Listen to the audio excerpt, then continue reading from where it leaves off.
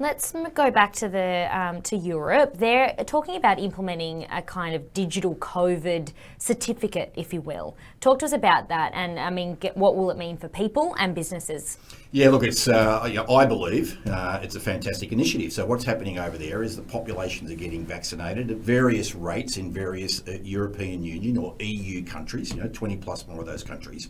But now when you go and get vaccinated, or if you've had COVID, or you've had a positive test, or you've had a test, I should say, you get a digital certificate on your smartphone. And what that basically says is like, tick, you're vaccinated.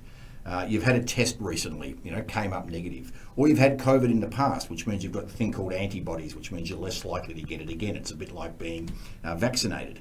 So in terms of, you can go to certain places by showing that certificate. So you're going to be able to travel freely between the countries, go to tourist attractions, do those sorts of things. So we're seeing a very informed and use of technology with respect to these. And here in Australia, we've got, every state's got its own colour codes, its own rules, its own sort of, travel permit system. It's just absolute chaos. And this is another area where can we see some leadership to get these things sorted out? Because even though the 4-phase plan has been laid out, ultimately the premiers of the states will do whatever they want to do when they say they do it based on the show, who runs the show. And even when it does come to those chief health officers, they've all got different opinions on things as well. Whether we've seen that recently with the vaccinations and the AstraZeneca and that kind of thing, just creating more confusion and, as you said, a bit of a mess.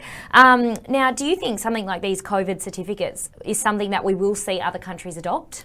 Well, I think it's just a matter of time. I think Europe is out front on this. There's a version of it in the US. So recently there were a couple of concerts in New York City, and you had to demonstrate that you were vaccinated to be able to attend.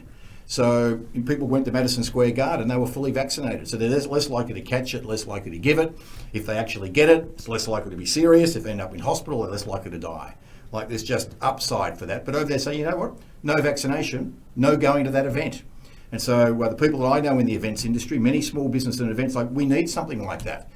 Otherwise, it's just going to go straight to lockdowns and everything gets closed down. Yeah, and businesses can't survive, right? They're not surviving. They're not surviving.